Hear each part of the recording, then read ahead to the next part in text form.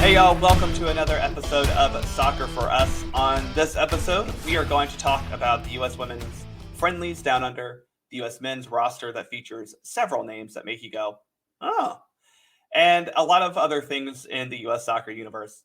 Back to discuss the happenings within this U.S. soccer world, it's the grand historian himself, U.S. keeper. Thomas, welcome back to the podcast. Glad to have you on. Yeah, great to be here. Excited to talk a little soccer and The biggest breaking news is we have a kit leak for the U.S. women's home kits for the 2023 World Cup. They are white with a blue paint splatter pattern. I'm sure that all the reactions to this are perfectly logical and well reasoned. yeah, I saw that earlier today. I mean, I don't know. It's fine. It's nothing, um, you know, dramatic or horrible in one direction. It's just we've talked enough about kits, to know I have an odd I just have a hard time understanding what the fascination is with these like random oddity kits that they're putting out there. So, but I'm sure they'll be fine with it. I've seen worse, so That's where I am. I have seen worse. yeah, They are definitely better than the white kits the men wore this summer or this yeah, November. I am happy with that. Like I said, we're going to talk about though the U.S. women's national team friendlies. They defeated New Zealand, a New Zealand B team. I think is very fair to say, in both friendlies down in New Zealand, 4-0 and 5-0 respectively. Really, let's be honest, the most important part of this camp was that Vlatko and his coaching staff and most of the players on this roster who will probably be at the 2023 World Cup were able to see the two stadiums and cities where they will play their Group E matches in that tournament. And the next big takeaway is no one really got hurt. Alex Morgan pulled for tightness, but nothing like major. Anything else that you feel like is an important takeaway from this set of friendlies to start the year? I mean, I thought that the balance between the two different lineups was nice to see. They mixing some in with the midfield and just getting a different grouping kind of working together in there. I mean, there were some real good takeaways there, and again, scoring goals. I mean, you can't. This group here has had a hard time scoring goals recently and Yeah. consistently. So I think to see that even against the B squad, you've got to start setting the tone and a standard for that. And I think they did a good job. Traveling a long way and acclimating themselves to an environment they're going to be in 6 7 months. So Yeah, I mean, look, you score 9 goals over 2 matches. I know New Zealand's team isn't great to begin with, and then you take away some of the key players they were missing. But I agree with you. You scored a lot of goals. I think you scored goals from different types of plays. You had a lot of goal scorers, and importantly, you had I think some very important players score goals.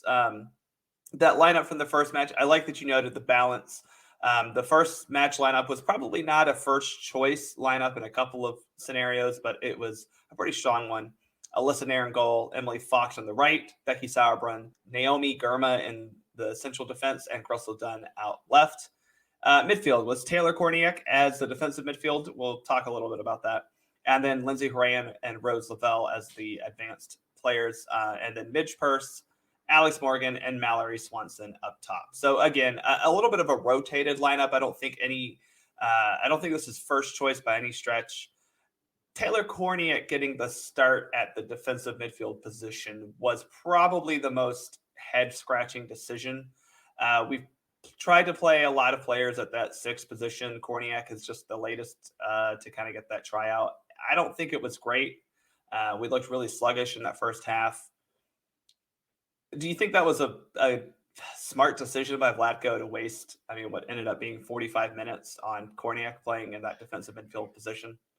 it's hard to say. It's easy to be critical of decisions like that, but I mean, these are the opportunities you need to take to see what's going to work, with the group for the most part. So, I mean, I think you have to give it a shot. And I would prefer, and I've said it before, and I'll probably continue saying it, I want to see it to start the game. You know what I mean? The subs at halftime, I think it's just a different, there's different mentality of play when you do that, even in these sorts of friendlies. So for her to get the start, in that position, while she wasn't what we would have hoped, I think it just it's kind of set the tone to see what she's able to provide in that position heading forward. So Yeah, and I think that's kind of where I was. At least the lineup was different. We saw Dunn on the left and Fox on the right, which again was a little different. You saw Midge Purse getting a start playing up high. It was at least a different look from the U.S. women. I don't think those were the midfield changes I would have liked to have seen, but oh well. Um, that second half, though, after we were held scoreless in the first half, the second half, a little bit of a shift in formation. You had some subs come on. Andy Sullivan came on for Horan. Um, you saw Lindsay Horan drop a little, excuse me, Sullivan came on for Korniak.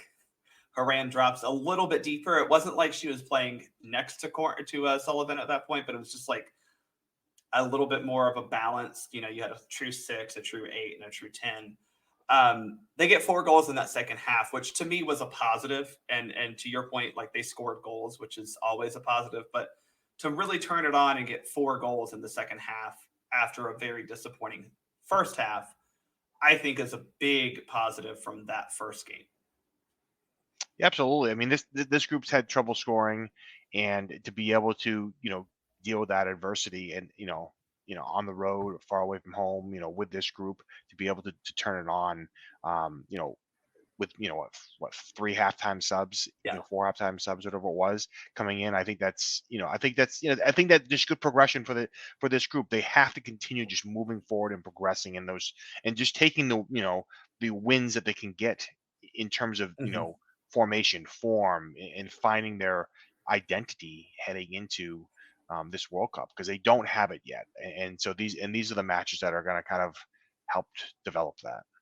Yeah. And that second half looked more like the level that we needed to play at, I think, to win a World Cup. I'm not saying it's there because it's hard to judge that against, again, a very depleted New Zealand side, but that it just looked like we were playing at that level of like, oh yeah, we're out to win a tournament. Yeah, absolutely. I mean, they turned it on. They took it to the next level. They geared it up, and that's what we need. That's what they need to do. Um, you know, you know, Yeah, in the World Cup and going forward. I mean, to yeah. be successful. Finding that little extra gear is very good. You had 2 goals by Mallory Swanson, which is still odd for me to get used to. A goal by Alex Morgan, a goal by Lynn Williams. She is back, first time that she's been back in a while after a long-term injury. Also noticeable, Trinity Rodman with 2 assists, and she didn't start the game, but I felt like she came on in that second half and really provided a much more cohesive, like she played with the team better than Midge did. Part of that, again, I think had to do with some of the tactical formation changes. But it seemed like Trinity Rodman, to me, looks like a girl who really is pushing for a starting spot. And that's hard to say because you have Sophia Smith starting on that same side, but she looked really good in this first game against New Zealand. Yeah, it's a good problem to have for sure. I mean, when you have that quality depth available, in a tournament that's going to be a little bit, Yeah. um, you know, a bigger tournament, in terms of numbers of teams and games overall. So. Yeah, I mean that's kind of the tough part for Vlatko as you get to this tournament is I don't know if you're going to necessarily say that the Vietnam match necessarily is that tough, to be quite honest. Likely playing Portugal in that third match, but the game against the Netherlands is going to be your key match, but that's right in the middle of your group stage games. So you're going to have to start or play at least some depth pieces. So Trinity Rodman, if she can become that, to your point, is very important because you can't run Sophia Smith and Mal Pugh, whatever, 270 minutes over the group stage and expect to win a World Cup. Well, that's the thing that they varying age, and veteran leadership on this, is you've got to find that balance on the roster to be able to do that. So, however he's going to do that, he's going to make sure that you have, the proper legs, because you do have some, if you're going to, if Rapinoe is going to be part of the team, which I mean, personally, at 37, 38, I think that's, she provides leadership and all those things and experience, but I wonder at, the position she plays, if she can maintain, the even off the bench, what's needed from a pace perspective. Obviously the experience is there, and Rodman kind of, she's It's the exact opposite right. almost. Well, that's the thing. She's the exact opposite of that. So those I think those are some of the tough decisions are going to be, and hopefully where some of the answers they can find, here over the next several months, with all the, the lead up to the, to the World Cup to do that, because they've got to find that right combination, and sometimes when you have, that leadership. I mean, it's one thing, Becky Sauerbrunn, she's, in the same category, but she plays defense, and it's a little bit different of a, demand on your body and what you're providing out there. So, but Well, we had a little bit of roster rotation from the first match to the second. The lineup was very different from what we saw. Casey Murphy in goal, so there's one change. Sofia Huerta now comes in on the right side. There's another change. Alana Cook steps into the center back position. There's a third change. She's next to Naomi Garma, who then shifts over to that left side. Crystal Dunn starts again on that left fullback position. Andy Sullivan comes into the midfield.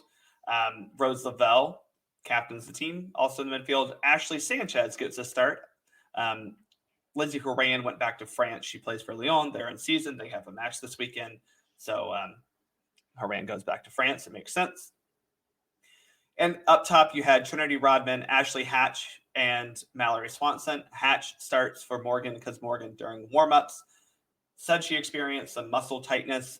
There wasn't any really other explanation than that, and probably, I don't know, I would say the most precautionary you could be. But I think overall that was a little bit of a silver lining that Ashley Hatch gets to start, another forward to look at, and just another wrinkle in that lineup. Again, a lot of lineup changes, I think 7 in total. And it looked like, to me, this was a much more focused and intentional start to this game than we saw that first match. Yeah, they definitely came out a little bit more, focused and on the attacking side. I mean, just the first two first half goals, that's after going scoreless in the match before, is kind of setting that tone for the team, and second half they just they put things away early. So yeah, you had Ashley Hatch, Rose Lavelle scoring twice in this match. Mal Swanson and Taylor Korniak also scoring. Again, noting that Rodman had an assist, a pretty productive window for her. But yeah, I mean, you start the scoring with. I felt like, especially in this match, the goals did come from crosses, which has been a critique of the Vlatko system, but they weren't just get it to the end line and cross it type goals. They were crosses that were, to me, looked like they were picked out. They weren't just, let me hoof it into the box and see if something can happen. I specifically think about Huerta having time to be able to find, I believe it was Lavelle, on a long cross from kind of deeper into the field. And it just seemed like the team was setting themselves up to actually find good balls into the box, which, again, to your point, they haven't been scoring a lot. And the reason they haven't been scoring a lot is because they haven't been putting themselves in good positions to find good passes to people in scoring opportunities. So it just kind of when all those little things work together, you're going to get goals. And that was a very noticeable difference for me from not just this game, but to the last game, but kind of that end of the year that we saw, which was very concerning if you were a U.S. women's national team fan. Yeah, they definitely made an effort to actually connect those crosses and those passes in there. I mean that's critical, to be able to for this group, because that's where they do a lot of their damage. Yeah. Is on those crosses in the middle there, and they just, you're right. At the end of last year, the quality was just not there. It was just almost they were just kicking and crossing and hoping it would find the player, and without really any quality behind it. Yeah, I think the first goal we scored, which was kind of a slow build up that went quick, really turned really potent very quickly. It was done in the back four, kind of just passing it. And then finally Dunn finds one pass up to, I believe it was Lavelle, who then finds Sanchez, who then finds Swanson, who then finds Hatch. And it was slow. Oh, we found our moment and we go. And that was, again, a different look from what we've seen in the past, where we were able to attack quickly off of turnovers, but we struggled to build attacking moments like those in possession. I do think that this has to do with the slightly imbalanced midfield. We've seen under Vlatko a lot have two kind of attacking midfielders, but now we saw in that first game when Lindsey Horan dropped a little bit deeper in the midfield, we scored goals. Rose Lavelle played that way in the second match. It seems like that just allows us a little bit more confidence to find passes into the midfield. Does that make sense? Yeah, it's a tough thing for this group. I think I think they're trying to figure out, how best to control the attack and be able to have that possession with a purpose on that. And I think we saw, I think, a much improved, team in that respect, in these two matches for sure. Yeah, I mean, I think there was more control over the ball, and not just, oh, we have a possession against a bad team. It was, especially in the second match, control over what we wanted to do with the ball. I do want to point out again, Naomi Girma starting both of these matches. She might be very young, but it seems like she has, in my opinion, taken control as like the starter on this back line. I haven't been ready to pin Alana Cook in, but she's penciled in as like my starting center back next to Girma. But Girma has looked really good since coming out of this into this women's national team, and I feel like she's the starter for the World Cup. Yeah, I mean, at 22, I mean, she's surprising. I mean, she's really surprised. But it's a veteran group back there. You know what I mean? For when you look at the players back there, and so for her to find that opportunity in there, I think it's huge for the program. I think it's huge for this team because she has a lot of quality there, and it's exciting to see that kind of mixed in there. And I think that's really what you have to find, that mixed balance in there. Yeah. And I'm excited to see what she can do, going forward, because you're right. I would agree. I think if she continues this, I think she's penciled in for sure. So. Well, and it's interesting, the veteran group. It's weird because Alana Cook is a newcomer for this cycle, but she's been around the block for a while as a professional. Obviously, you have Sauerbrunn, who's a very seasoned professional. Crystal Dunn, been around the block for a very long time as well.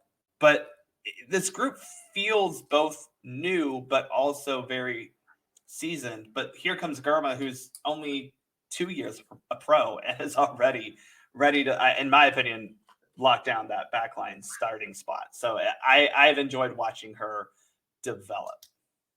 Yeah, absolutely. I'm excited to see what she can do,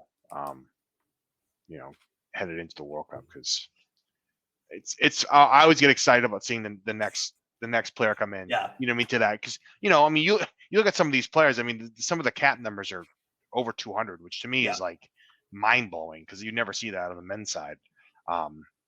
And so to see someone 22 years old with 10, 12 caps, whatever it is, coming in and owning the position at 22 years old. I mean, sign me up all day. That's awesome. I just love to see that. It's been very positive to see from her. Another positive that I just want to point out, Lynn Williams is back, obviously hurt for a very long time, dealing with leg injury. She scores in the first game back. I think it was sad she was not utilized more in the 2021 Olympics. I'm glad that she hopefully will be back and ready to play in this World Cup in 2023, because she also didn't make it to 2019. And she just feels like someone who has deserved this chance for the women's national team.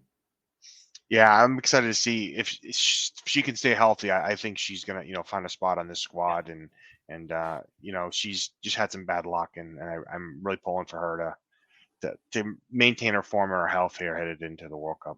We need help for a lot of players. I saw a video of Katerina Macario starting back, like actually dribbling with the ball in training. So again, we need all of the positive vibes to our injured U.S. women's national team players, because we need as much depth as we can get, and some of those girls will definitely elevate the level that we can play at. The next biggest thing that we have to talk about from this window specifically, it was the first two matches that we got to watch on the new broadcast/streaming options for U.S. soccer. I will say personally, I watched Andres Cantor call the games on Peacock live. Went back and watched the replays on HBO Max, so I got to hear that call as well. How did you watch these games? What was your take on all of it? I watched it on Peacock, and I actually thought they did a pretty good job with that. I mean, I didn't know, I didn't have an expectation going into it, but they did impress. I'm hesitant to jump into the HBO Max only because of the financial aspect, but Yeah. I might have to pull the trigger on that for tomorrow night. But I might do Peacock on that too, so we'll see. I mean, it's a nice option to have. Well, You know what I mean? yeah, and like to your point, because watching it live on Peacock, so watching it back on HBO Max, I didn't get to see all of the studio stuff with it. But the Peacock studio, I mean, it wasn't as they didn't give us a big pre and post game as HBO Max was scheduled to do, but it was very well done. They gave it, I think, as much vigor as they normally would a men's match. So I think they deserve a lot of credit for giving it the attention it deserves.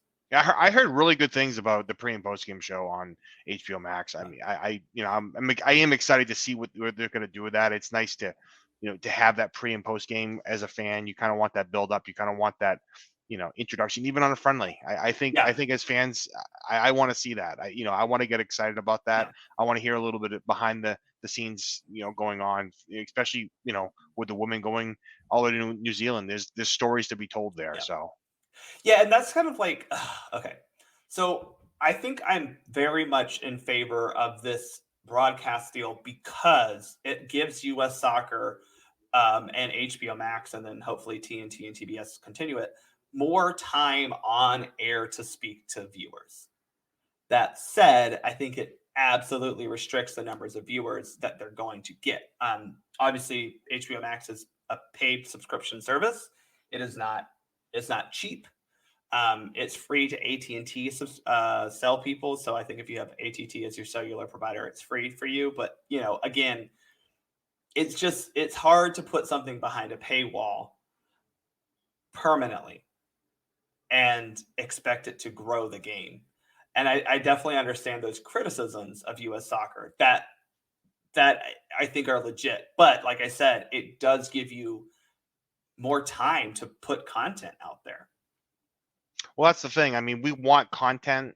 At least I do as a fan. I do too, right? Like I want right. I want more international content. We have great people that do that, but there's times I want it on on more professional level, more experience level. I want to hear from former players, and I want to kind of get the behind the scenes understanding of those things. And I think it's just a hard balance. With that. I mean, I think hopefully what we'll see is that there'll be a demand for it, and they're going to start pushing more stuff to TNT. I don't know what their specific, vision is for the, what goes on HBO Max and what doesn't. But I think we have to. I think the fans are going to speak at the end of the day. That what the fans, viewership, if they have low subscription numbers, it's going to impact that. They're going to try to get that, more of it out there, and so. The thing is, you can see it if you want to spend the money on that. So I mean, for me, from watching soccer for a very long time, there was just a time when you couldn't get it at all. Yep. Or you had to go to a closed circuit or some sort of like bar paid per view, and that was a challenge, for a lot of fans. And so me as a diehard fan of all of this, I made every effort to see every game for a very long time. So to at least have that option is nice to have, but. We'll see. I think we have to give them a little slack in the beginning, and just kind of see let it build, because I think they have the right formula. I think it's just a matter of them trying to figure out where the moving parts are, and and getting it to hit as many eyeballs as possible, because that's the key. Yeah, and I think I fully understand the downside of putting this behind a paywall and putting it into a subscription streaming only, because even Peacock is still a paid for subscription. Like I get it for free through my Comcast, and it's not super expensive every month anyway. But like, obviously if you are a Premier League fan, you would have it already. So there's the benefit of maybe already being within a soccer entity, if you will. But I got to be honest, you and we watch these friendlies. We'll watch the men's friendlies, but like, how many viewers are these early January friendlies actually getting? I mean, they were at 10 p.m. at night. Next week are going to be some players that for the men that we've never even, seen suit up for the U.S. before. It's just hard for me to argue too much with a cable broadcaster not putting these games on their actual cable television network. Yeah, I mean a 10 o'clock game. I mean, I'm sure there's basketball or something else going on TNT or whatever, but a 10 o'clock start. I mean, come on, like you know, I mean, you can find a spot for that Yeah. where people can get to it. It's But is it worth it? That's kind of the question, right? Like, are that many people going to tune into this game as opposed to? That's the question. You're well, right. But see, the thing for me, I look at it this way: if I was trying to get a sample of what the fans are watching, I'm not going to put the 10 o'clock game on HBO Max. I'm going to put the 7 o'clock game on HBO Max because I would say, well, I mean, we know the East Coast and Central viewership has most population to watch these matches if they choose to. I don't know what the overall viewership is going to be in general, but to me, I always found there's a West Coast bias with any sports. They always start these games late. NBA finals, hockey finals, whatever it is, they start them late, and they have a West Coast. Yeah. The West Coast gets the premier piece of it, and the East Coast fans, have to stay up, extremely late to be able to catch all these matches. When the reality is the population is on the East Coast, it's larger. So, I mean, to be fair, these games specifically were in New Zealand, so we didn't have a whole lot. But, I'm not referring even this to matchup coming up next week for the men, it's a 10 o'clock kick. I mean, so it's not like I don't know. I do think that we have to understand that soccer fans are still not that sizable of a number that these broadcast partners are looking at us solely. We're still a piece of their decision-making equation. Yeah, I'd be curious to know what, like, 'cause I think what was the big game last week, the Premier League? There was a Chelsea. Well, there's Chelsea, Liverpool on, and then Arsenal, Manchester United, which are two very big clubs. Right. One of them was on Peacock, I guess is my point. And I mean, obviously those fans are going to pay for that one because Peacock's not that expensive. But I'd be curious to know what the variance between the viewership of those two, because they're both very high profile games. I mean, I watch both of them, but that's me. And so I'd be curious which casual fans aren't just going to say, yeah, I'm just not going to watch it this time. Yeah. That's fair. I mean, that's the question, right? Is how many of those casuals are you missing? I don't know, because MLS is about to deal with this with Apple, right? Like I'm a season ticket holder, so I get it for free with that package. Had I not been a season ticket holder, would I have subscribed fully to the Apple, MLS season pass, or would I have just done Apple TV, which is cheaper, and I get a lot of other content, and I'll get a couple of MLS games a month as well? Yeah, I'm not sure which way I'm going with that yet. It's an interesting thing. I was initially excited about the opportunity. Now I mean, I could watch a lot of games on ESPN Plus last year for MLS. You know what I mean? Like, and so like for me, and that wasn't that expensive. So now for me again, it's about picking and choosing. When I'm going to watch it, because the thing is that I could watch it if I wanted to back then. Now I've got to say, well, geez, I'm spending this money every month. It's a new expense. I think that's the biggest thing for me in both of these deals, right? Is like, so you're talking about ESPN Plus, right? That's something I've had since like whenever it first came out, 2009 or whatever, right? I've had ESPN Plus for forever. I still pay my membership because college basketball and football are on there. Bundesliga's on there. La Liga's on. Like it's been a soccer home for forever. So that's not a new expense for you every year. And it's not only this league expense, right? Like if MLS being on ESPN Plus was an added bonus because like most people were already watching it and subscribing for other leagues, Apple TV is a new expense for these people. HBO Max for most people was a new expense. And that's kind of my point about why Peacock, I'm glad that they figured that out because a lot of us already have Peacock as soccer fans because Premier League.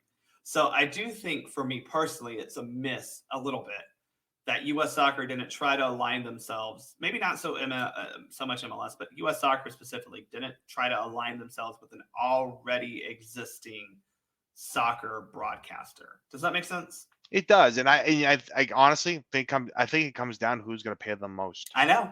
I mean, I didn't see the details of what the deal was, but I mean, I'm not stupid. I mean, they want the most money out of it, and so and I think probably at the time they were doing that, the stock for everything was pretty high for men's, women's, and because ESPN didn't want anything to do with it. Yeah. They, by the sounds of it, they just went away with it, and so it's a little surprising Fox didn't get more in the mix on that, but they've got the World Cup, so I mean, I think they're fine there. I mean, ideally, if you would ask me, U.S. Soccer would have gone to NBC. We would have had that crew doing everything because I think they do a phenomenal job with soccer. You still could have done streaming with Peacock because, again, I understand why some of these games aren't on cable television. But anyway. And it is a tough cycle for the U.S. men because they don't have qualifiers. So I mean, for that piece of it, I think there's a little bit of because if you're Paramount Plus, right, CBS Paramount Plus, you could have, if you wanted to, because you already had home away qualifiers, right, through CONCACAF, you still have that. It wouldn't have cost that much more to get all of the U.S. soccer side of that. I mean, it would have cost a lot, but it's not like you're talking about. You're putting a significant investment, but you're gaining a corner of that market, right? Like you own U.S. soccer men's and women's in this country. That's a massive thing to own. But I don't know how qualifiers. Yeah, I don't know how those deals work too, because they wanted them split for a long time. I know. I don't know why. I mean, I know why, but because they didn't want to have a monopoly behind it. But let's be honest, the BNTV Paramount was good, of the mix, but it was in that group, it was still very new. Yeah. So the different quality and I mean, it's weird. They all want to be niche, but it does fragment your fan base, and it does have a potential risk. But I have to say, from what you have heard, what I've heard, I can attest that the Peacock coverage was very good. It seems like the HBO Max coverage was very good, and I think overall that is a positive. Yeah, absolutely. I mean, I think we have to be patient because I think that's like everything. I think they're going to evolve and they're going to move as they need to make this work. Because at the end of the day, that even though it's a paid service, they still want eyeballs on their product, especially in a year you're going to be hosting the World Cup. So you have to be out there. You have to be available to fans because because you have to build the anticipation. You have to build the excitement. Because if you don't, then what is it all for? Because it's not just about the World Cup in 2026. It's about everything that comes before and after that. That's going to build soccer to that next tier. Because you're just adding a layer onto what 1994 did, in mass. And and you have to hit that. You can't miss it. And so the product has to be readily available at within reason. Well, we will get a live cable broadcast. Actually, we'll get a network broadcast of the game against Colombia next Saturday, or this upcoming Saturday, I should say, for the U.S. men. Let's turn our attention to that team. The U.S. women, obviously, starting a World Cup year off on a good foot. The U.S. men starting a whole brand new World Cup cycle, the 2026 cycle. You just alluded to it. We're hosting. That is a massively important role for this federation. And we're starting it off with two friendlies. The typical Camp Cupcake, some teams that probably aren't very full strength. Our team of a bunch of guys who may or may not ever come back to this roster again. But 24 players called up by interim manager Anthony Hudson. Instead of going by position group, I'm going to go by three groups: new kids, callbacks, and the old heads. Is that okay with you? Sure, that sounds great. Okay, so let's talk about the new kids. 11, what I'm calling new faces to this camp coming up in January. Paxton Aronson, midfielder from Eintracht Frankfurt. Yes, he is the younger brother of Brendan Aronson. Roman Celentano, the goalkeeper from FC Cincinnati. He is Olympic eligible, which is kind of cool. Julian Gressel, defender from Vancouver Whitecaps, very excited that he is finally getting a call-up now that he has his U.S. citizenship. Aiden Morris, midfielder, Columbus Crew, SC. Jalen Neal, defender from LA Galaxy. Sam Rogers, defender from Rosenborg up in Norway. Emmanuel Sabi, a forward from Odense. Alan Senora, midfielder from Independiente down in Argentina, possibly on the move. John Tolkien, defender from New York Red Bulls. Brandon Vasquez, a forward from FC Cincinnati. And Alejandro Sendejas, a forward from Club America. All these names that are new guys have different levels of intrigue. I do think there are a group of 5 of these guys who I think have a chance in this camp to play major roles in the U.S. cycle for 2026. I don't necessarily mean that they're going to score a lot of goals, but be a key contributor in the sense that they have a chance to get called up to a lot of camps, get a chance to play in games, and have a chance to actually make that 2026 roster. There are some, I don't know if they have a chance, but there are a good handful here that I think have a chance to really make that 2026 roster. Which name of these new kids do you think is the most, right now you're like, oh yeah, that guy? I mean, the easy answer is obviously Paxton Aronson. I think, for me, Tolkien, I'm excited to watch this kid play. He did. I mean, I watched him a lot last year with the Red Bulls. I thought he did a good job. I think, Zendejas obviously is a player that, he's a little bit older in the group, but he's still only 24. And same with Brandon Vasquez. I think those 2 guys are, club experience. They have quite a bit of it now to see where they fit in internationally. And it's, again, for me, it's all about the depth when you look at players like that. Yes.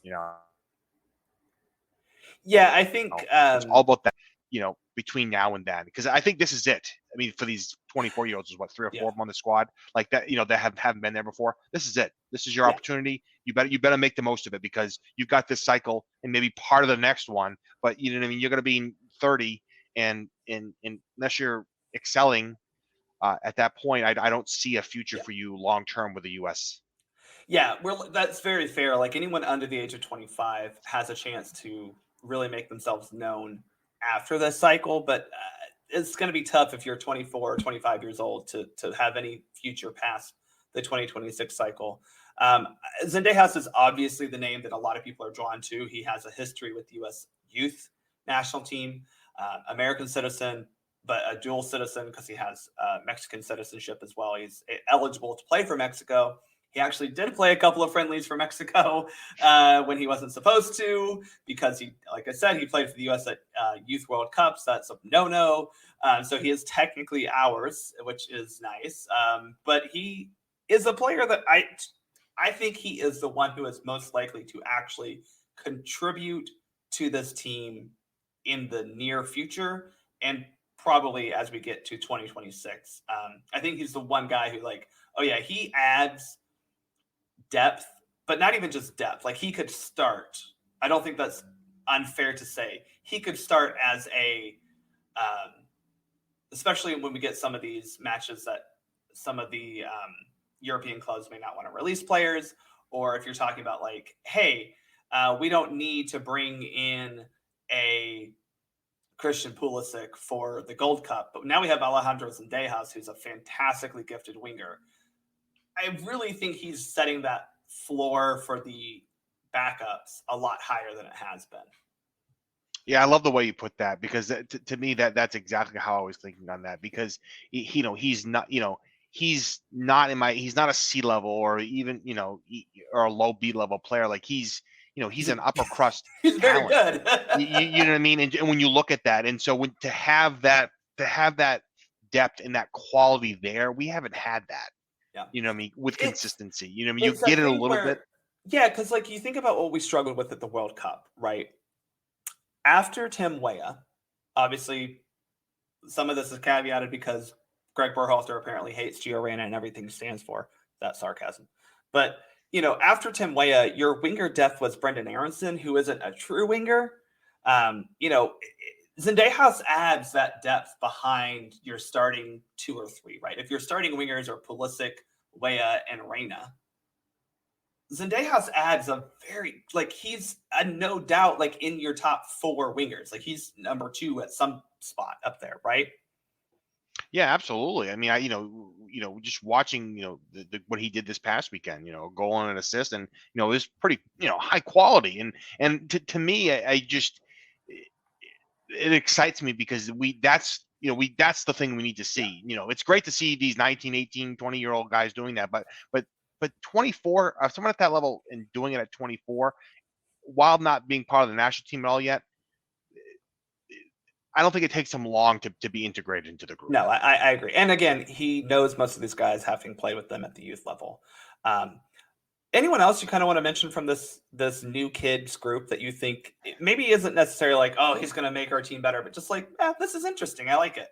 Yeah, Aiden Morris is one that I'm interested to see. I don't know if he can cut it or not. As far as a depth.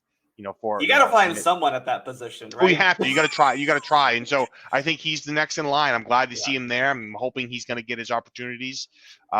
He's 21 years old, 22 years old. So I think he deserves a look, and he'll get a look. I just want to see, what he can do. I mean, again, not the greatest sample, but if you take, 7, 8 of these guys and take them to the next camp, maybe. I think you're doing pretty well overall, because you're going to be able to flesh some out. I mean, some of them, look, Sam Rogers. I mean, we'll see. I mean, we haven't seen much from him. I mean, he's 23. He's on that kind of the other end. I mean, Greshel. I mean, the guy's 29 years old. He's getting a shot. I'm not sure. I'm just happy he gets a call up. Like, I'll be real honest. As an Atlanta fan, we saw his quality very early on in his professional career. We drafted him in 2017. He was a big part of our Cup winning team in 2018, and a very integral part of what we built here in Atlanta. It took him so long to get that citizenship. He's married to an American girl.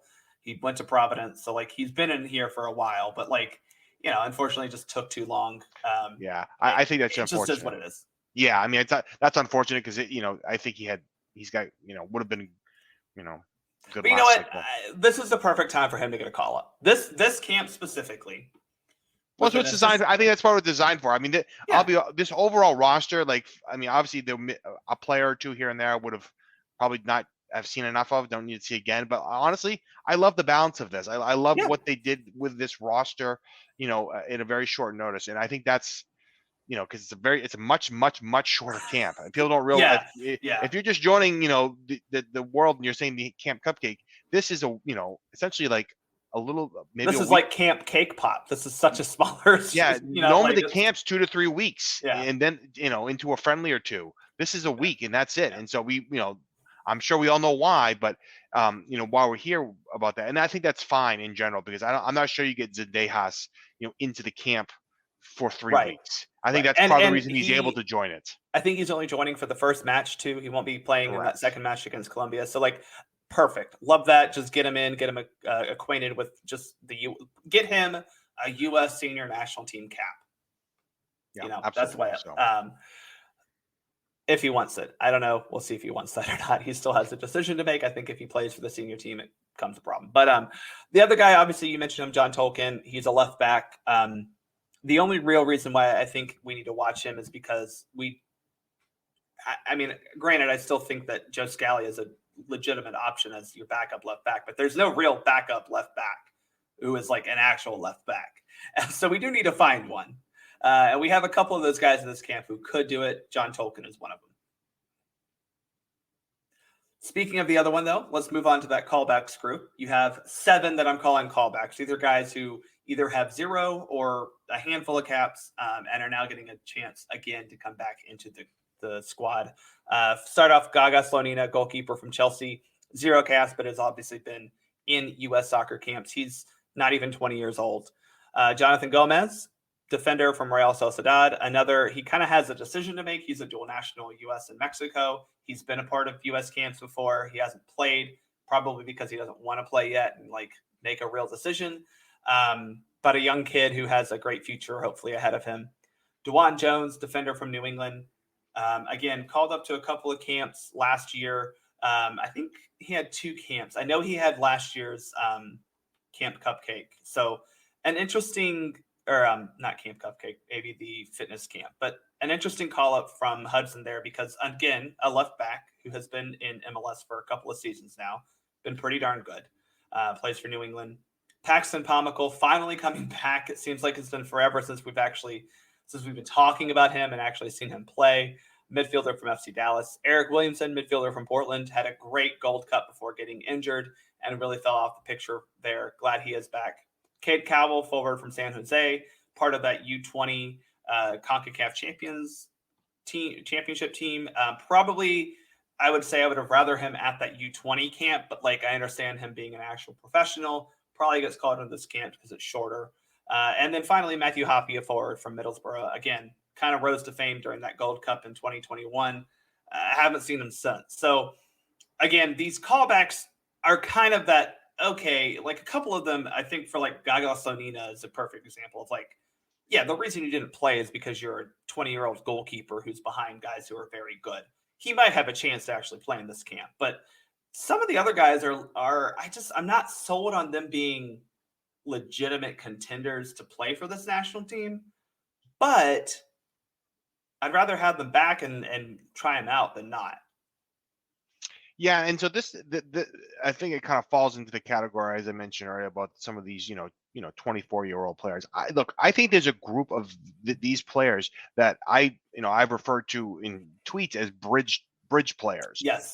Players that have to bridge the gap between the next the youth coming up. So 18, 19, 20-year-old players that are still kind of coming up, may play in the in the U20 World Cup, may play in the Olympics, and then at that point, if they're able to cut it, then and win a spot, then they overtake some of these other players. But in the meantime, you do need to have some of those bridge players to do that. Now, mind you, different cycle, no qualifying, no real anything that's needed, but I think you still need the depth there. And I'd like someone like Yes.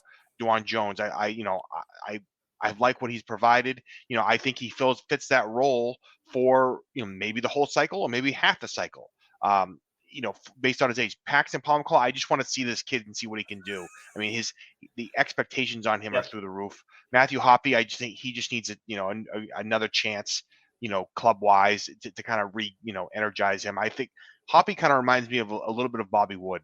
I think he's got if he can find the right club situation, I think it's going to help his international career, and I think that's maybe what he's lacking. And some of these guys are young, and again, Jonathan Gomez. I mean, he's got to make a decision too at some point, and so he's a player that was high hopes, but he's doing his thing over in Europe right now, and he's kind of just adjusting, and so he's available because he's with the B squad. So Yeah, and that's kind of the thing too about Gomez and Slonina is we're so I want to again caution US fans. We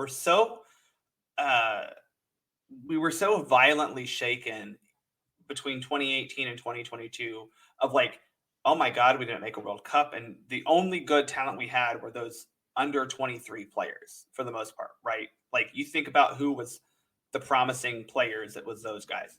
The fact that Gomez and Slonina are playing on B squads for their respective clubs at 20 years old, not even, is fine.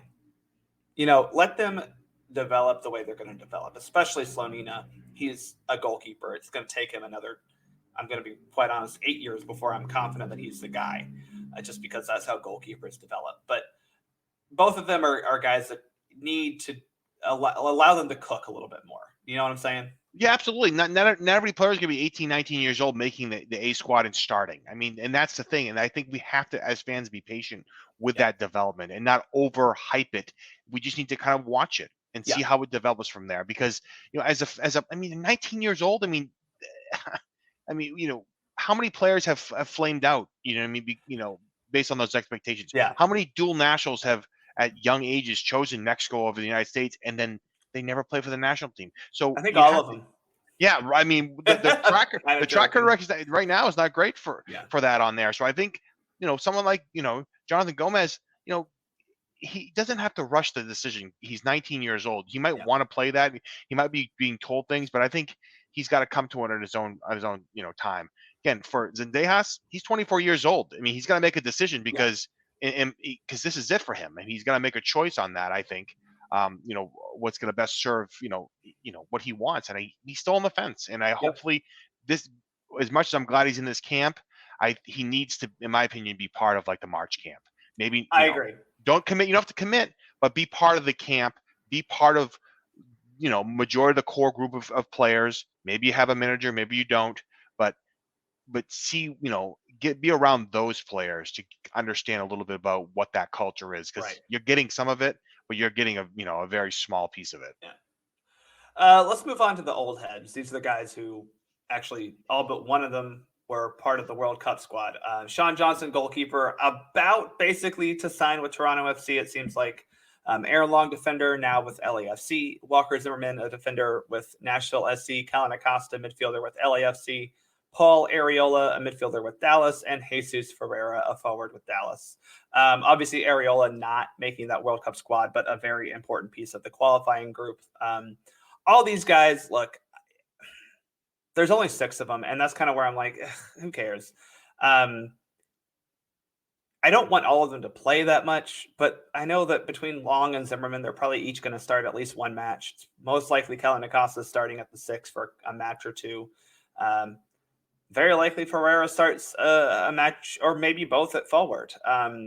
It's hard, obviously, to get excited about these guys. I do feel like we need to try to move on from some of these men as quickly as possible, but they still are in their respective positions at least the floor, if not up there toward the top of the depth chart.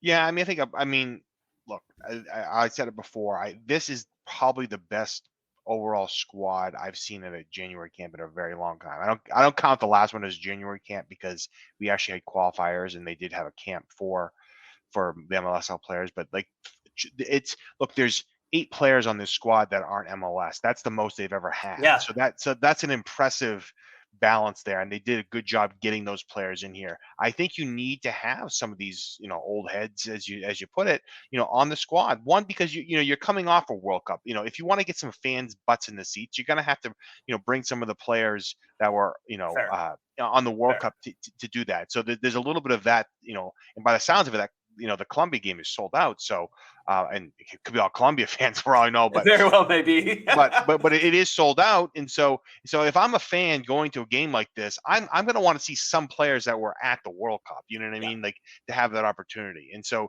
and I think that's why they're here. Like it or not, that's why they're here. And I think it's hard to argue that. For as much as I want this camp to maybe be a little bit something different, I think I'm okay with this overall. Yeah. Now, playing them is a different conversation. I think I would agree with you. I think there's a balance of of players where we can see some of the the new and callback type players that we have been there a little bit, maybe blended in with a couple of these. What I don't want is Long and Zimmerman to play together. I would like them to be next to Neil or Rogers. Does that make sense? Yeah, I agree with that. I mean, neither Neil or Rogers excite me very much. Same. In I general, don't want to see Zimmerman and Long start and play together because I just I'm just done with Aaron Long as a player on this U.S. men's national team, and I have been for a while. But that's not something that that's not going to start building toward 2026 at all. And I'm not saying that Neil or Rogers or anyone are necessarily building toward 2026, but it's just like, at least let them shine and give them a real opportunity to play alongside a veteran. Yeah, I think you have to balance that a little bit. I think when you're doing a camp like this, I think you have to try to balance. I mean, because look, as much as I want them to win, I mean, that's not what this camp is designed to do. It's never been about that. It's about giving, exposing new players to the pool, seeing, some of these younger players and bringing them in, to the pool and blending them in with some of the players that have been there. So you have that balancing and, you start to create that cohesion, of, the old and the new and kind of, build that culture and continue that culture along. If you're going to put, these 6 guys in the starting lineup, I think you're missing an opportunity, frankly. Right. And that's the exact, that's where I'm at, is that you have 180 minutes over the next 2 games to find who can help you in the future. And if you're Anthony Hudson, right now your job as interim is to just kind of get this team from where you were under Berhalter to whoever that next manager is, And that job is to find new players at this point in time. We don't need to see Sean Johnson, Aaron Long, and Walker Zimmerman play as a back, trio of center backs and goalkeepers. We just don't need to see that. And it's a quick turnaround between matches. I mean, the matches, Fair. match on Wednesday, match on Saturday. So there's not a huge amount of time in between matches. So I'm expecting to see, I don't want to say significantly different starting lineups. So, you could see maybe you could see a significantly, starting lineup between the two, because there is,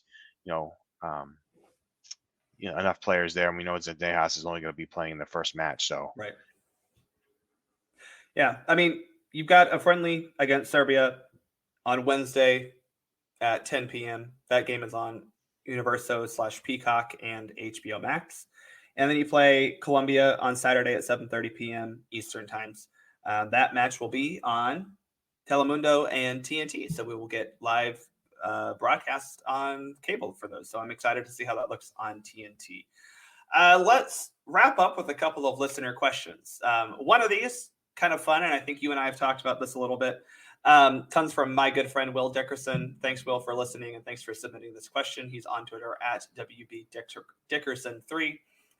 Will U.S. Soccer ever commit to playing matches in more unique venues, i.e. 50 matches in 50 states before the 2026 World Cup? Thomas, this is something I think you may have touched on about a fun little tour, but what do you say to the idea of playing in unique venues? Well, I mean, I think for U.S. Soccer, I mean, it's about money. They want to sell out a venue, and they want to, be able to do that. So I unfortunately, unless certain venues are able to provide a, 1,800 to 20,000. I'm not sure we see that. But I am all for that. I had done a graphic last year, maybe when they were talking about the World Cup. Maybe it was 2 years ago now, during the World Cup qualifying, where they're determining where they were going to play them. And I think it was on the time where they had chosen Cincinnati for a second. Their 8th time in a row. Yeah, so for that, and I questioned it. I mean, for World Cup qualifying, fine. Like, you want advantage. I'm okay with that. But you got friendlies, even the Nations League. I mean, you're playing it again in Orlando. I mean, fine. Yeah, I get you. For those not aware, Orlando I think it was Doug McIntyre or someone, maybe it was Stephen Goff. I think it may have been Stephen Goff, who said that Orlando will host the Nations League match in March, which I understand it being in Florida. You're playing Grenada right before it. But the women's team is playing in Orlando in February. Anyway. Well, U.S. is huge. I mean, the teams are everywhere. And so, I mean, sadly, I think what we're seeing is I don't think we're ever going to have a national team all-match stadium.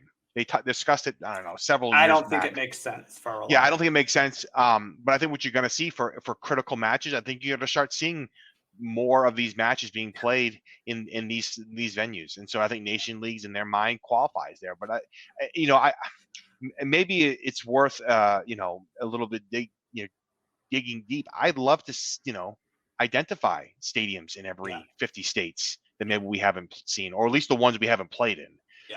In general, I was doing some research on, still doing it, but it's for some of for where the U.S. has played from a youth perspective as well in the United States, because I think Indiana was a state that U.S. hadn't played in. I think they did some maybe Pan Am games or some youth qualifying or youth Olympic or something. And so like that's really the only matches they played in that state. So I think looking at that, and I think it's important to do that. I think you can kind of serve that. You've got to kind of mix it up this cycle. You got to get fans excited. You got to get fans in the seat. How are you going to do that? I have two ways. You do a jersey promotion at every stadium, a one-time off jerseys. You want the jersey, you better go to the stadium, because that's the only place you're going to get it. And then you get these unique stadiums. You find them if you can. You're not going to be able to hit them all. You're never going to do Alaska or Hawaii.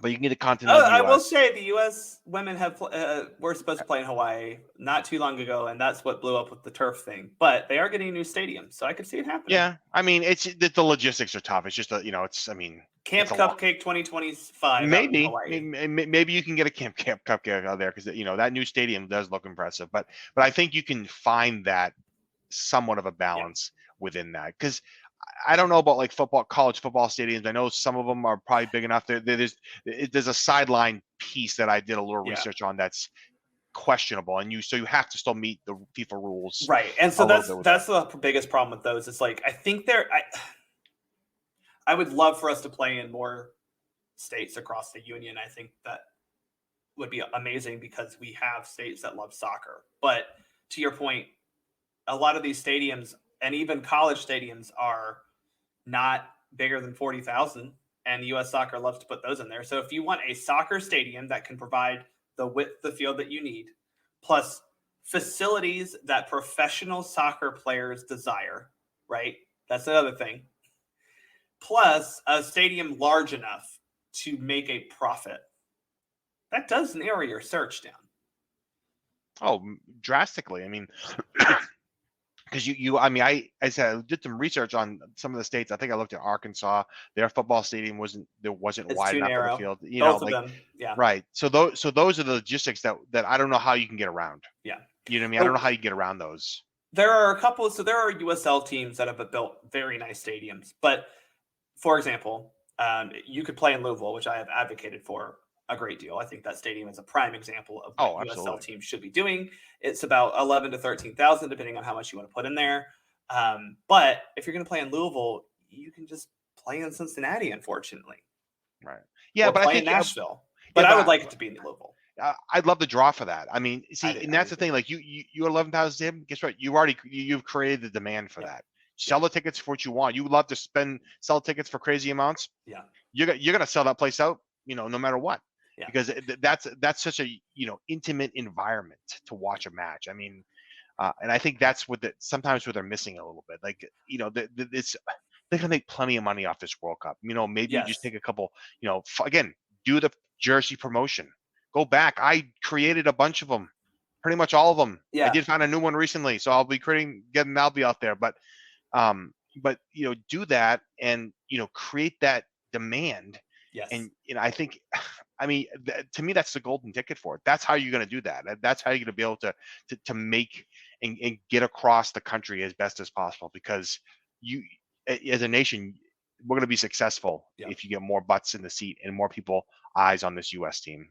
If you could pick from now until 2026 when we host, that's 3 years. Let's pick a state each year. So 3 new states, or states that haven't been visited in like a very long time. Which 3 would you pick? States. Because obviously that's probably like, we can talk cities, but like, let's just talk state for a second, Yeah, that's tough. I mean, we mentioned 1, Kentucky, because that would be Louisville. You could do Kentucky. I would agree with that. I mean, I love that. There's something about that soccer community that is fascinating to me. The amazing thing is they actually played a match in Las Vegas, which they hadn't played. Yeah. That's the most recent new state they hadn't played in. So that's impressive in and of itself. I mean, and that was a CONCACAF Gold Cup final. So it was. And they will be going back there, I'm sure. Oh, I'm sure. Yeah, I mean, it's tough. I'm gonna have to think about that one, because you really, I'd have to, really kind of dig deep on that. I mean, selfishly, I'd want to see, them come a little closer to me. But that's Foxborough, and I've seen them play there before. So, wow. But they used to play at Foxborough all the time. That used to be, a regular, venue for them. Yep. And the problem with that is, I'll be just honest, it's just not a good stadium for soccer, and it's not a great stadium if you want to get people not from that area to go to. But and that's the thing. I mean, we see trends here. I mean, for sure, what they've been doing recently, and I think that's what's going to dictate that. So it's, I think those kind of like the St. Louis, Louisville, and let's throw upstate New York in there for the Niagara Fall group there, because they are getting a new stadium, and I'm sure we'll be able to support a soccer match up there. So we'll start with that. Okay, so we've definitely got Kentucky/Louisville, so that I think that's a fair one that I think they could probably get to within the next cycle.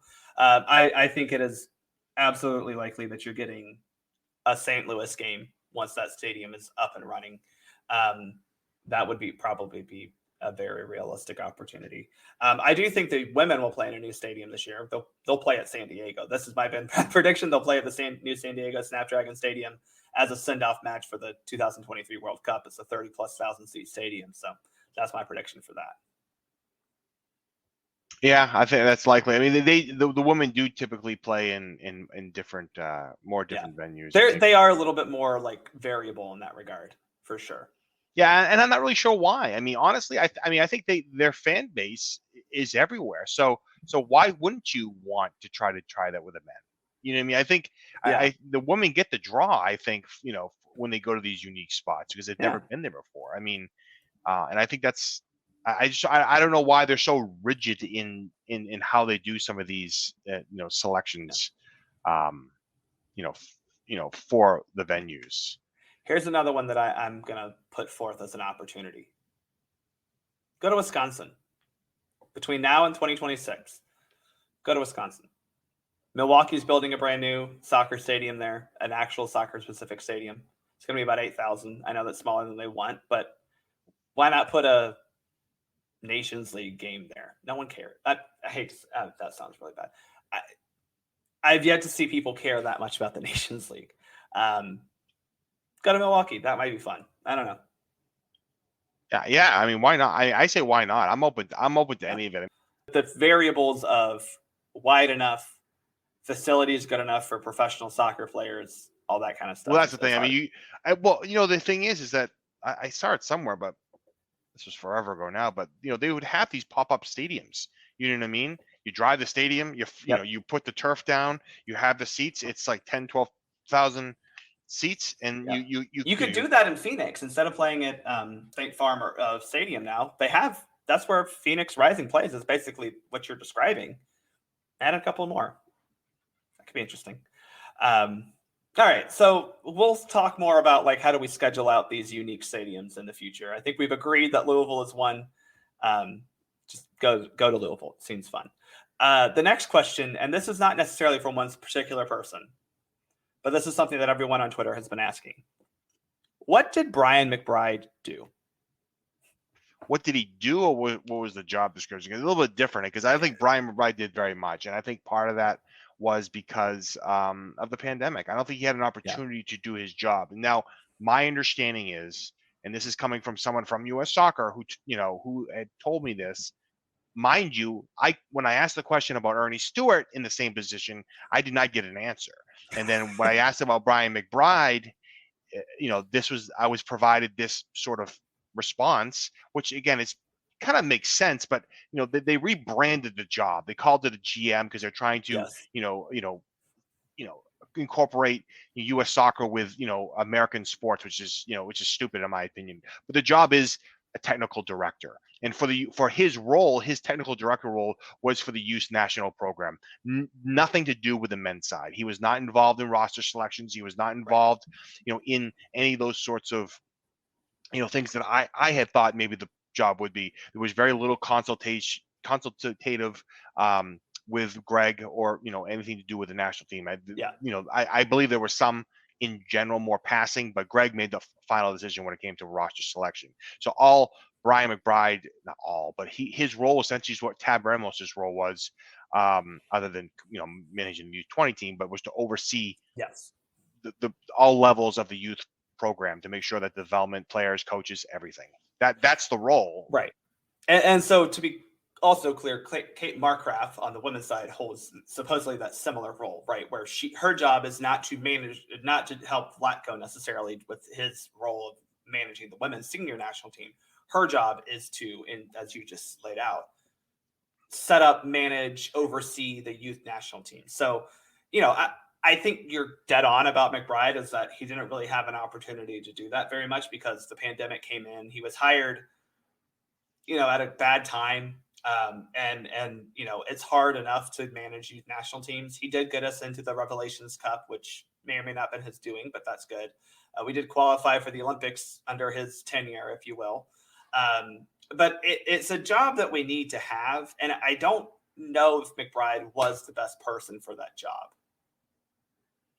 Yeah, I would agree. I'm not sure really what experience he had, to be able to do that, other than playing for the U.S., national team, Right. being, friendly with Stuart and Greg along the way. If you ask me, that job doesn't necessarily have to be someone who is big in U.S. soccer. I don't need Clint Dempsey to do that job. That seems like more of an administrator role where you could have a guy who's just been a really good academy director for a long time. Yeah, I'm trying to figure out, I would agree with that. I'm trying to figure out in my mind what I would want as a person in that role. And I'm not sure I necessarily know. I mean, yeah, I think Carlos Bocanegra was the name. I jokingly mentioned that, but I actually don't think that's the worst. I mentioned that because I want him out of Atlanta. But you're not talking about contracts, which has been his biggest issue here in Atlanta, is he gives bad contracts to not great players. At that level, you're just trying to make sure that kids play and assembling those, I don't know. Yeah, I thought at the time he should have gotten the job when they originally gave it to Ernie Tab? along the way. No, is that another? Tab absolutely. He did the job before. Yeah. I don't know if he'd come back and essentially take the job and essentially kind of a reduced role, because he was doing the role and he was managing. Yeah, and it's because he coached all over the place. He did, and see that's the thing though. I almost think that role should be dual with the U23 coach. I think because the U23 does not play that often, and it's how it's structured for U.S. soccer is terrible, because they only essentially play for half the cycle. Yeah, you know what I mean. Yeah, so and you only have one tournament. One major tournament. I mean, you have your U23 qualifying through CONCACAF, but even then, you don't really have a pre-tournament. You don't have a pre-tournament for that. No, I mean there's other U22, U23 tournaments you could be there. Was it the Toulon tournament there in France? Yeah. You've got Pan Am Games. There's a couple there they could do that. I want to see them do more with that, but really it's only a half cycle tournament. So why not bring in a manager, technical director that is going to do that and be able to, because again that's kind of the final product of that. Well, exactly, because it's not like he is after the 20-year-old age stop, right? That is where you're really focused on youth recruitment and development. After that, a lot of those guys are getting looked from the U.S. senior team, right? In my opinion, I mean, if you're not getting looks from the senior team after U20 World Cup, with it's some regularity, fine, you might have another year or two to your 22 to be able to do that, but you can't be throwing in Jackson Yules to just because he's 23 years old and right. He's kind of like the C team, third or fourth string, number 6 for you to play there, because that's not how you're going to be successful at those tournaments. And I mean, then the debate comes, how much do those matter? But I think that would be more of a appropriate dual role for someone to be. And that is interesting because, I mean, again, I think we both agree that having someone in charge of the youth national team programs that is independent of the senior team is an important role. But you want someone also they're in theory working together, and that's where the Ernie Stewart comes. His job is to help them work in tandem of terms of just what type of systems you're playing, or at least right. And I think the Tab situation was, I don't think they liked his style of coaching, his style of play that wasn't going to blend with Greg's. And I think that, ultimately he wanted to probably be the manager. And so that's why I don't think him coming back is, I mean, again, he's at a USL team in Hartford, I think. So, hey, Claudio Reyna. Maybe. You never know. Probably not, but United States soccer is pretty naive at that. A dude about an hour and a half north of me up the interstate has been doing really well at Greenville Triumph. Name's John Harks. You ever heard of him? I've heard of John Harks, yes. He has no drama attached to his name, right? No, none at all. So, but it'll be interesting what to do. I had I don't know, the history of U.S. soccer when it comes to those things goes back almost 60 years. They do the insanity started then and it continues now. Nothing has changed. That's the thing. They haven't learned one bit, and it's all on them. And it's comical because none of it, while it's surprising, none of it really surprises me anymore because I've done the research, I've read about it, I'm writing about it. And so they find new ways to do the same drama. This is where I'm at. It's like they Well, find that's the new thing. ways to be stupid. Right, and that's the thing, and they allow that stupidity to happen and get in by making those choices along the way. So they only have themselves to blame when it comes to that. So I'd like to see kind of a different figure there. You're right. I mean, I like to see some. I don't know who fits that role. I mean, I think they want to have a U.S. culture in there. And I do somewhat agree that that's a good idea. I don't care which nationality manages the U.S. men's senior team because to me, you don't need to understand U.S. soccer culture all that much other than to be like, oh, yeah, MLS is a league. That's it. But I do think that you need that from someone in the youth national team role because you need to understand how to scout across the country and the different levels and leagues in it. And it's a mess, and you have to understand that mess. Yeah, and they've lost their way with the youth. I mean, we used to see kind of the next manager coming up. I mean, you look back at the managers, and maybe that's not the right way, but you look back and Arena was sitting there. Bradley was sitting there. You know what I mean? Those guys were sitting there. They had been part of the youth program for whatever period of time, and they were kind of the next in line. And so now they don't have that. And so now they're just pulling guys in, which may be okay. I'm maybe okay with that, but you got to have some sort of longevity to that. They've got to, in my opinion, get through a couple of the half cycle for the youth systems because that's how the youth systems work. They're 2 cycles essentially, 2 half cycles within the larger cycle for the youth tournaments and the World Cups. Well, it seems like Cindy Parlow-Cone, according to some reports, is unhappy with everyone doing their job on that side of things. So who knows how much longer any of them have their job. Thomas, thanks for joining me to talk all about the ups and downs of U.S. soccer right now. Anything before we get out of here that you want to say? Not really. I'm working on a couple things right now. I don't know when they'll be available, but I think I've got a couple more ideas from this session. I'm trying to figure the best ways to get my material out to folks in general in the best ways. So I hope people enjoy what I provide. I do my best to do my research and have everything be factual. I sprinkle my opinion into, I think, but it's all surrounded by the facts and data I have. So at this time, I don't have anything to share, but just keep an eye on my Twitter and I'm sure I'll have something here soon. Absolutely follow him on Twitter at USKeeper. He's got a lot of, as I call him, the grand historian of U.S. soccer because it may not be an official title, but he puts in a lot of work into it. Well, thank you. I appreciate that. Well, thank you again for joining me on this episode. Thanks, everyone, for listening. Make sure you follow my Twitter account at Soccer For Us Pod, and make sure you subscribe to Soccer Down Here to catch all of the content put out by the SDH Network. I'm Bart. I'm out.